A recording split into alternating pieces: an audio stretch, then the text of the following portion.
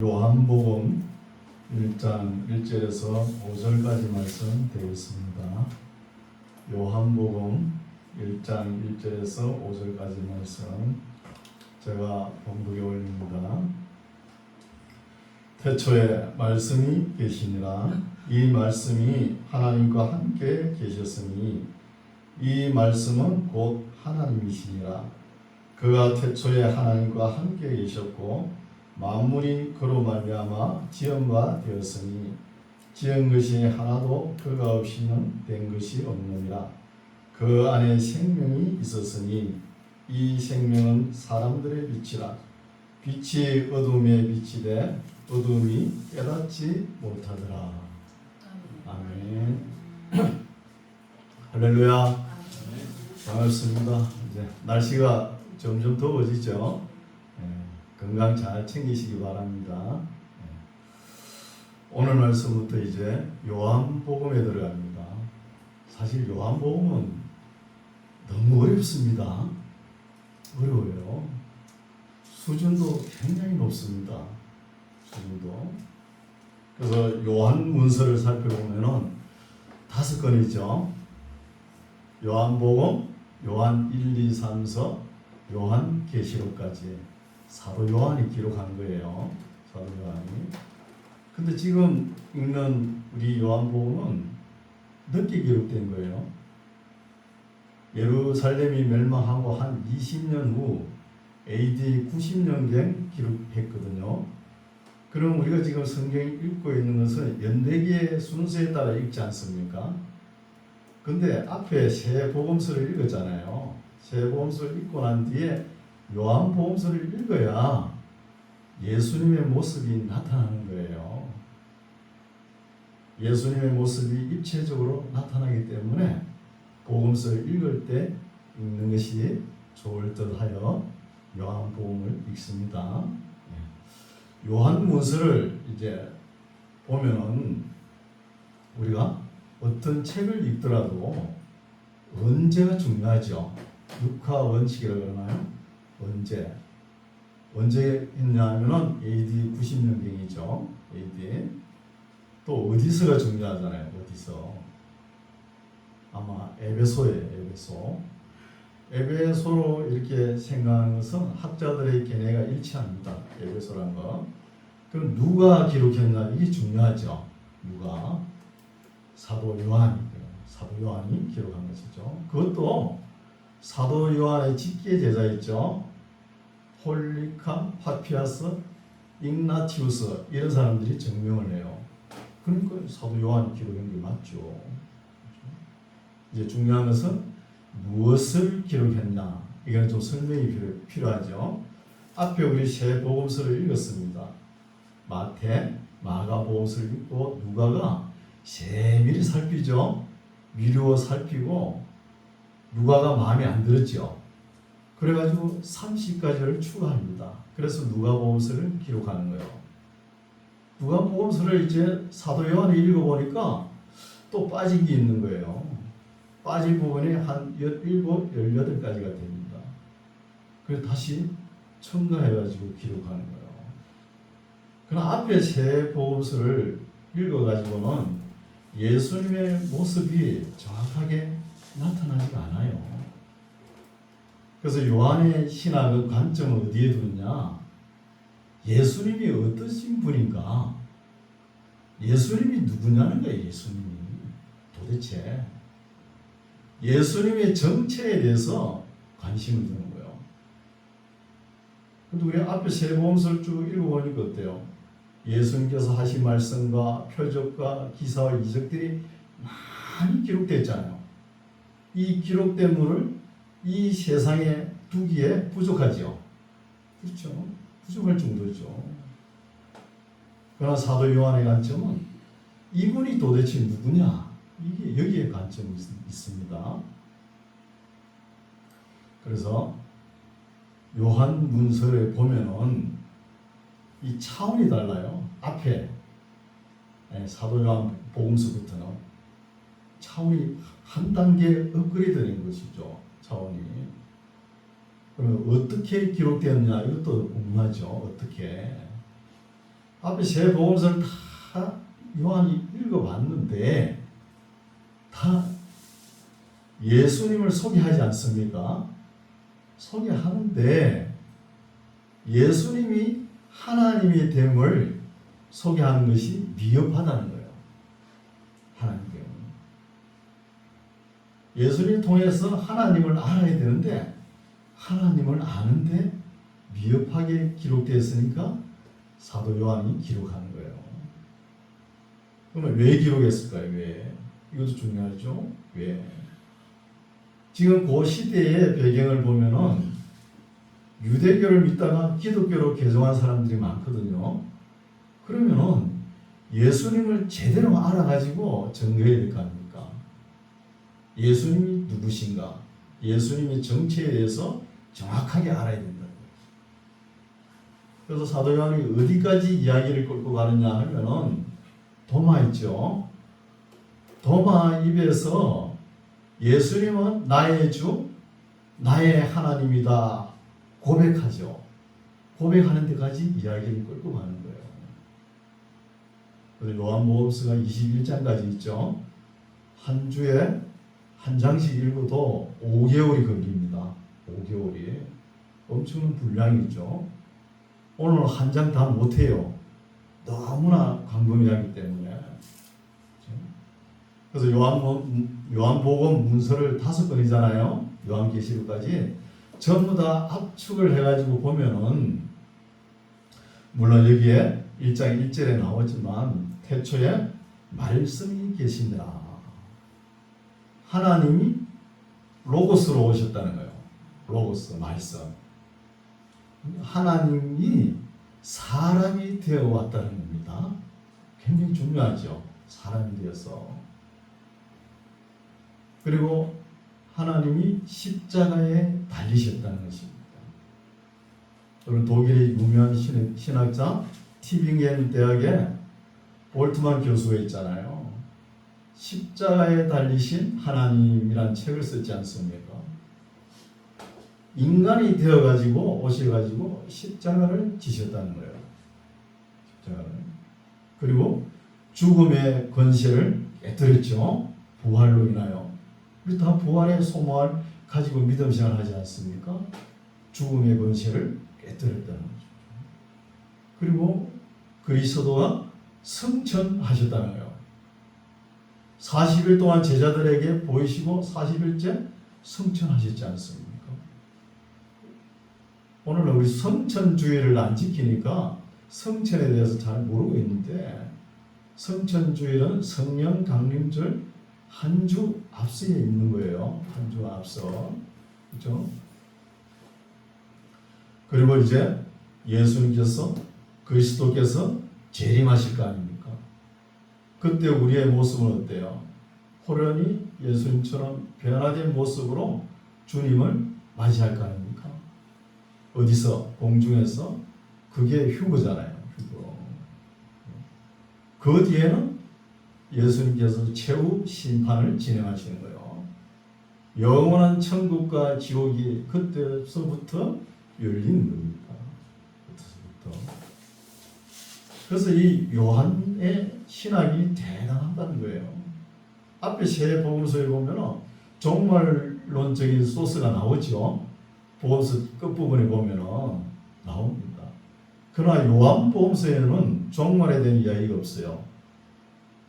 왜냐하면 별도로 모아가지고 별건으로 기록했지 않습니까? 요한계시록 기록해놨지 않습니까? 그래서 볼 수 있죠. 네, 본문 살펴보겠습니다. 1장 1절 태초에 말씀이 계시니라. 설교 제목이죠. 태초부터 계셨던 로고스. 말씀이 로고스거든요. 말씀이 계시니라. 처음부터 어렵죠? 안 어려워요? 저만 어려운 건데요. 그렇죠? 어렵습니다. 말씀이 계십니다. 인류가 이 역사 속에 살아오면서 엄청난 말을 했죠. 이론과 사상이 엄청납니다. 그거 다 읽어봐도 이렇게 굉장하게 선포하는 말씀이 없는 거예요. 태초에 말씀이 계십니다. In the 영어로 하면 In the beginning was the word. 이 처음부터 있었다. 뭐가? word. 말씀이 계셨다는 거예요. 그렇죠? 말씀이 계신다. 이 말씀이 하나님과 함께 계셨으니 이 말씀은 곧 하나님이시라는 거예요. 뭐가요? 말씀 로고스가 하나님이라는 거예요. 로고스가. 그래서 우리가 새신자들 보면은 요한복음서가 읽기 쉬우니까 요한복음서부터 읽으라 그러죠. 큰일 날 소리입니다. 아무 설명 없이 읽으면 안 되는 거예요. 읽으면 안 돼요. 요한복음서만큼 수준 높은 말씀이 없는 거예요. 사실은 읽어보면 어렵고 신약 성경 중에서 제일 어렵습니다. 요한복음이 수준 높고 어려운 말씀이죠. 태초에 말씀이 계시니라. 이 말씀이 하나님과 함께 계셨으니 이 말씀은 곧 하나님이시니라는 거예요. 그러니까 하나님이 계시고 하나님과 함께 계신 하나님이 계시죠. 요한복음 2절부터 21장까지는 1장 1절을 정비하는 그 역할을 하는 거예요. 1장 1절을 설명하는데 정가하고 설명한다 해도 과언이 아닙니다. 뒤에 나오는 말씀들은 이거 정가하는 거잖아요. 이거. 그렇죠? 2절 그가 말씀이죠. 로고스 말씀이 태초에 하나님과 함께 계셨고 태초부터 하나님과 함께 계셨다는 거야. 그럼 누구죠? 예수님을 이야기하는 예수님을. 또 더 나아가서는 성령 하나님도 계시잖아요. 성령 하나님도. 근데 우리가 생각하기로는 천지를 창조하실 때 하나님 한 분만 계셨겠지 이렇게 생각하죠. 아닙니다. 창조하실 때 로고스 말씀 예수님이 계셨다는 거예요. 그리고 성령 하나님도 계셨다는 거예요. 삼일체가 보이죠. 삼일체.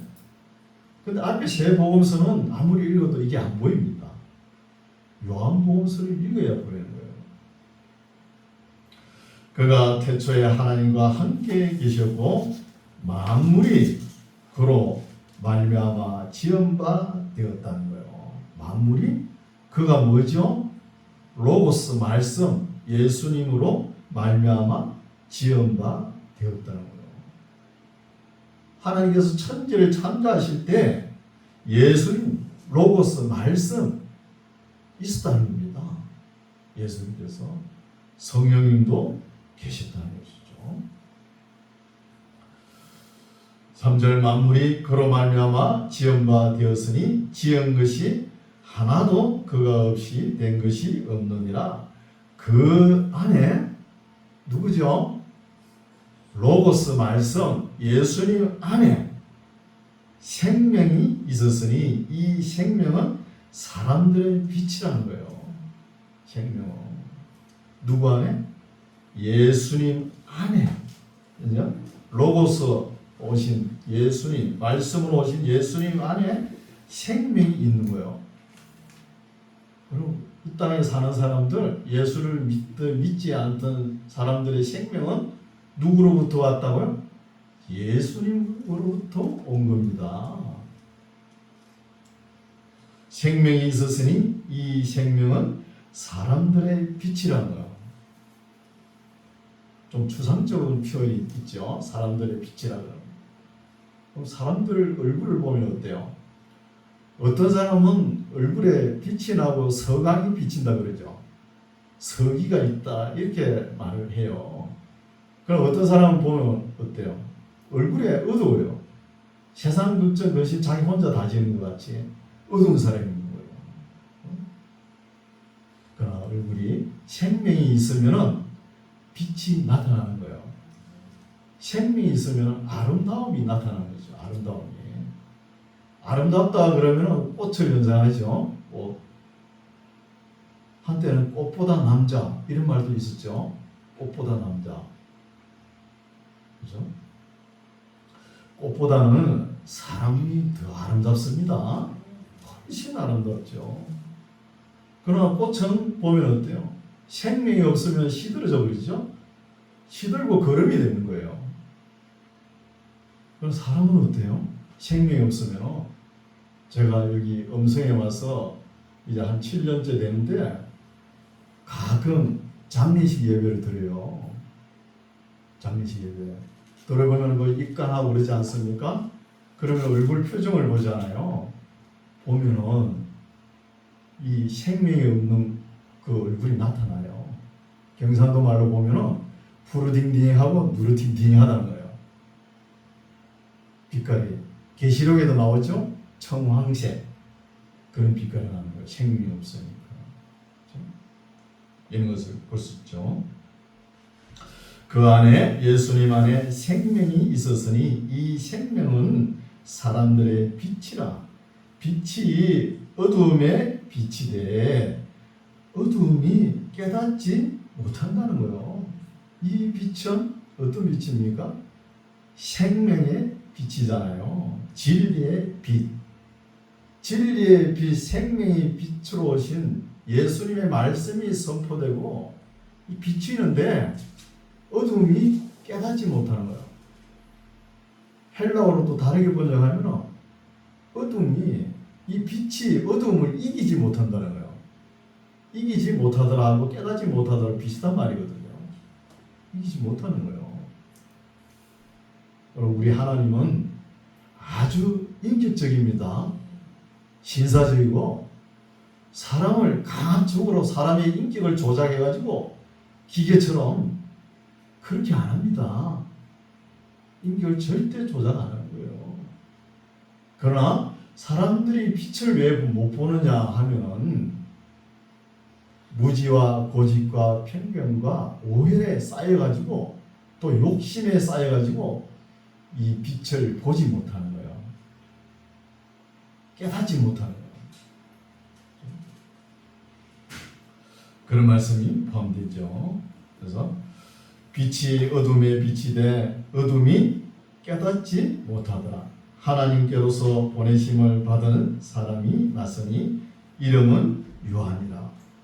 이렇게 사람들이 예수님께서 말씀으로 이렇게 오셨는데도 깨닫지 못하니까 하나님께서 한 사람을 보내는 거예요. 한 사람을 하나님께로서 보내심을 받은 사람이 있습니다. 났으니 이름은 요한이라.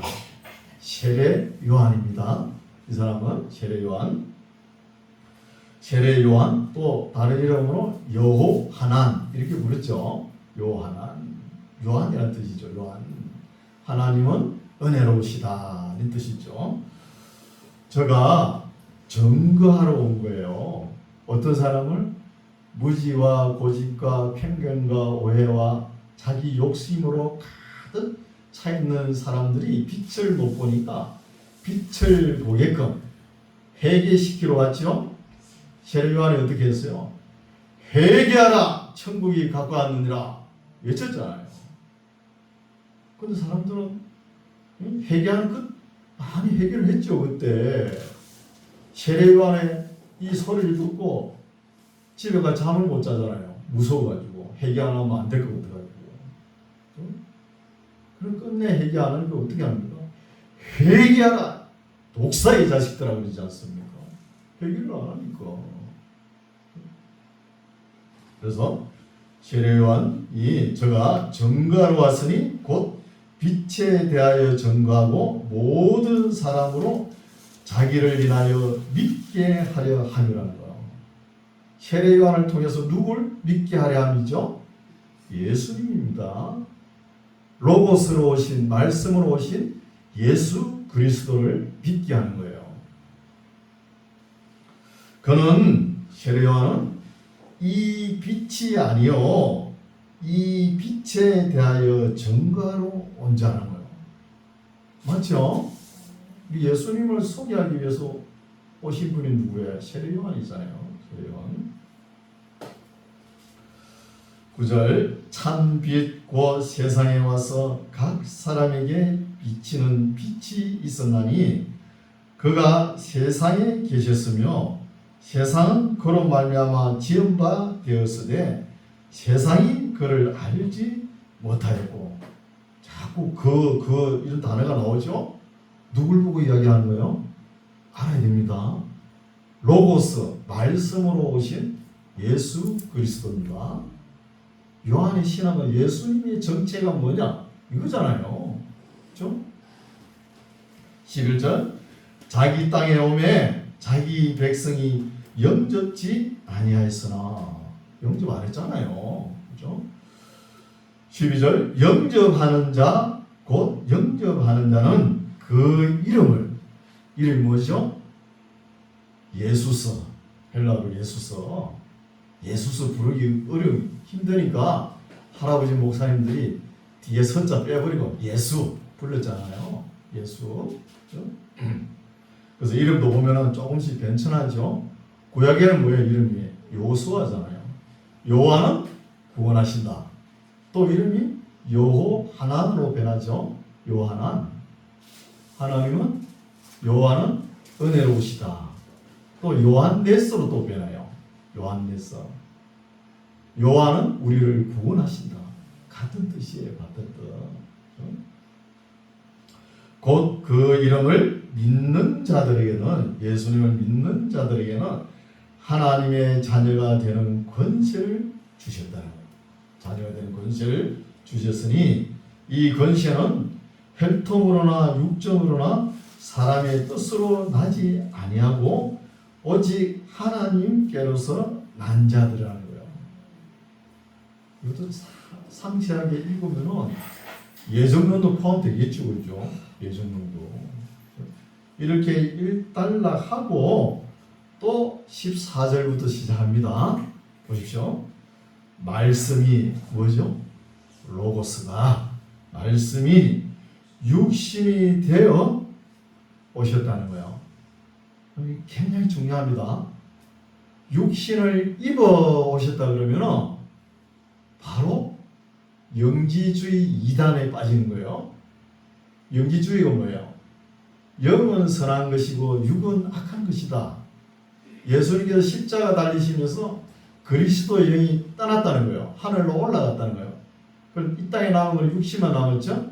육신은 악한 것이니까 아무렇게나 살아도 된다. 이런 이론이잖아요. 영지주의가.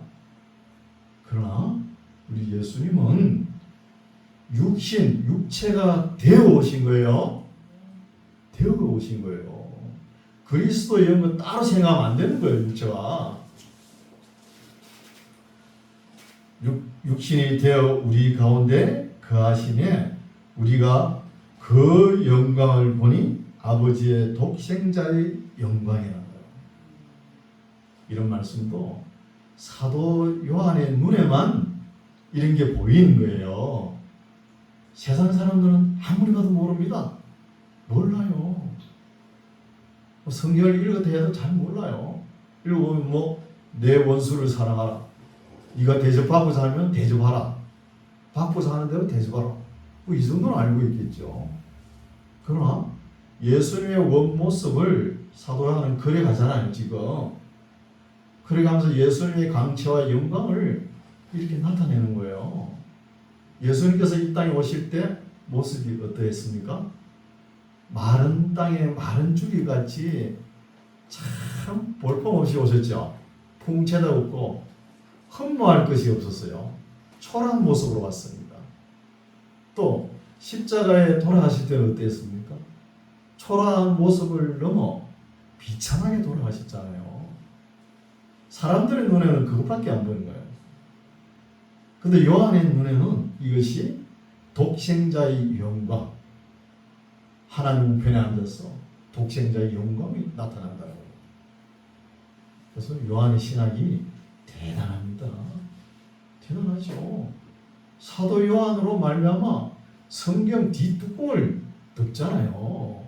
시작이 있으면 결말이 있어야 되잖아요. 사랑의 사도 요한이죠. 그래서 사람의 눈에는 안 보입니다. 사람의 눈에는 안 보이지만 사도 요한의 눈에는 예수님의 광채와 영광이 나타나는 거예요. 나타나는 것이 그 영광을 보니 아버지의 독생자의 영광이요 은혜와 진리가 충만하더라는 거예요. 예수님의 영광 광채를 보니까 예수님 안에 뭐가 충만해요? 은혜와 진리가 충만하다. 여러분 목사님들이 설교를 하고 강리산을 내려가서 성도들한테 인사를 할 때 성도들이 어떻게 이야기를 합니까? 목사님 오늘 은혜 많이 받았습니다 그러죠? 아니 그 말이 섞어놔야 되고요. 그러면은 성경을 제대로 아시는 목사님 같으면 진리는 어디 갔노? 진리는 어디다 팔아먹고 은혜만 찾느냐고 그런 소리 합니다. 우리 만나기 위해 성도님들은 수준이 높죠. 저한테 인사하려고 그러면 이렇게 하십시오. 목사님 오늘 목사님 말씀을 들으니까 제가 평소에 몰랐던 진리를 깨달았습니다 하면 제가 더 기분이 좋아요. 기분이 좋아요. 은혜는 분위기에 만족할 수 있어요. 감정에 치우쳐가지고 그렇게 분위기 만족하고 감정에 꽉 처있는데 진리가 날선 나를 가지고 탁 지나가면서 한번 탁 쳐버리면 그냥 주저앉아 버립니다. 마음은 닫아버려요. 은혜고 뭐고 집어 던져버린다니까요. 그래서 진리가 중요한 거예요. 진리가 예수님께서 말씀하셨잖아요. 너희가 내 말에 거하면 참 내 제자가 되고 진리를 알지니 진리가 너희를 자유케 하리라. 아무리 은혜 많이 받아보세요. 내 마음속에 진리의 기둥이 바로 딱 서면은 절대로 안 흔들립니다. 안 흔들려요. 흔들리지 않습니다. 우리 만나교회는 은혜도 충만해야 됩니다. 은혜도 충만하고 진리도 충만하시기 바랍니다. 15절 요한이 그에 대하여 누구에 대하죠? 이건 또 세례 요한입니다. 세례 요한이 그에 대하여 예수님에 대하여 증거하여 외쳐 가로되 내가 전에 말하기를 내 뒤에 오시는 이가 나보다 앞선 것은 나보다 먼저 계심이니라 한 것이 이 사람을 가리킴이라 하니라고. 참 이 말씀도 놀라운 말씀이죠. 세례 요한은 예수님보다 6개월 먼저 이 땅에 오셨잖아요. 맞잖아요. 그런데 예수님이 먼저 계셨다는 거예요. 참 놀라운 일이죠. 그래서 더 거슬러 올라가면 아브라함보다 먼저 계시니라 이런 말씀도 있잖아요. 그렇죠? 그러니까 왜 이런 말씀을 하느냐 하면은 예수님이 하나님이시다는 거예요. 하나님이시니까 언제부터 계셨다고요? 태초부터 천지 만물을 창조하시기 전부터 하나님과 함께 계셨다는 거예요. 이걸 증명하는 거잖아요. 이걸. 그렇죠? 16절 우리가 그의 충만한 데서 받으니 은혜 위에 은혜라. 예수님께서 먼저 하나님이시니까 태초부터 계셨다는 것이죠. 이 정도까지 요한의 신학이 올라가는 거예요. 대단한 신학이죠. 지금은 사도 요한이 이제 새 복음서를 읽었잖아요. 마태, 마가, 누가복음서 읽어보고 너무 미비한 게 있는 것을 깨달은 거예요. 뭘? 예수님이 어떠신 분이냐? 예수님이 누구냐? 예수님의 정체가 뭐냐? 이거잖아요. 이걸 이제 완전한 그림을 형성을 하려고 해요. 그래서 이 요한복음이 빠져버리면은 예수님의 모습이 안 나오는 거예요. 빠져버리면. 그래서 예수님의 모습을 완성하는 것이죠. 완성하는데 요한복음이 빠지면 되겠습니까? 빠져버리면은 예수님을 그 위대한 선지자 중 한 사람으로 이렇게 되어버려요. 선지자 중에 예수님이 하나님이시다는 거예요. 그럼 이거 못 믿는 사람 많습니다. 예수님 따로 하나님 따로 이렇게 해버려요. 삼위일체를 못 믿는 사람이 있다니까요. 우리 그리스도인은 이거 믿어야 되는 거예요. 안 믿기죠? 그럼 처음에 교회 나오신 분들은 안 믿깁니다. 이거 요한복음 처음에 읽으면 안 돼요. 몰라요. 16절 우리가 다 그의 충만 누구죠? 로고스 말씀 예수님의 충만 은혜와 진리가 충만하겠죠? 충만한 데서 받으니 은혜 위에 은혜가 임한다는 것이죠. 여러분 저와 함께 이 요한복음서를 읽게 됨을 너무나 기쁩니다. 기뻐요. 요한복음서가 끝날 때까지 결석하면 안 돼요. 결석하면 안 됩니다. 또 몸이 아파도 안 돼요. 빨리 바빠가지고 천국 빨리 가면 안 돼요. 요한복음서 다 읽고 가야 됩니다. 그만큼 중요한 거예요. 다 읽고. 저도 설레는 마음으로 오늘부터 시작합니다. 그럼 한 5개월 걸릴 겁니다. 17절 율법은 모세로 말미암아 주신 것이요 은혜와 진리는 예수 그리스도로 말미암아 온 것이라. 이 말씀도 오해해가지고 율법 이야기하니까 모세 딱 떠오르니까 율법은 폐인데 왜 율법을 이야기하냐. 우리 예수님은 율법을 폐한 것이 아닙니다. 율법을 업그레이드 하신 분이에요. 업그레이드. 율법은 필요 없다 해가지고 오늘 전부 다 집어 던져요. 은혜만 받으려고. 성령 시대다 하면서 막 받으려고. 그 오래 못 가요. 진리가 부담스러우니까 그런 거 외치는 거예요. 분명히 말씀하셨죠. 율법, 은혜, 진리가 나오지 않습니까? 함께 생각하고 함께 조화를 이루라는 거예요. 율법 따로 뭐 은혜 따로 진리 따로 이렇게 생각하면 안 되는 거예요. 여러분 유명한 신학도 있죠. 마르틴 루터 있잖아요. 종교 개혁하신 분 1517년에 이분이 5대 솔라를 외쳤잖아요. 그죠? 그 중에 오직 은혜 솔라 그라시아 이걸 외쳤잖아요. 오직 은혜만 이야기한 거예요. 그래놨더니 사람들이 은혜만 찾는 거예요. 지금 루터 교회 어때요? 뿌리채 흔들흔들합니다. 은혜만 찾으니까 다들 진리가 부담스러우니까 복음주의자들이 되게 그렇죠. 성령 시대다 그러면서 은혜만 충만하면 된다. 그게 아니에요. 은혜만 충만하면 진리가 들어가면 넘어져요. 부담스러워해요. 진리가 한 번씩 탁 치면 그냥 막 주저앉아버려요. 그래서 율법과 은혜와 진리가 조화를 얻는 신앙을 가지시기 바랍니다. 18절 본래 하나님을 본 사람이 없으되 아버지 품속에 있는 독생하신 하나님이 나타내셨느니라. 이제 아버지 품에 있는 독생하신 하나님. 여러분 하나님을 볼 수 있으면 얼마나 좋을까요?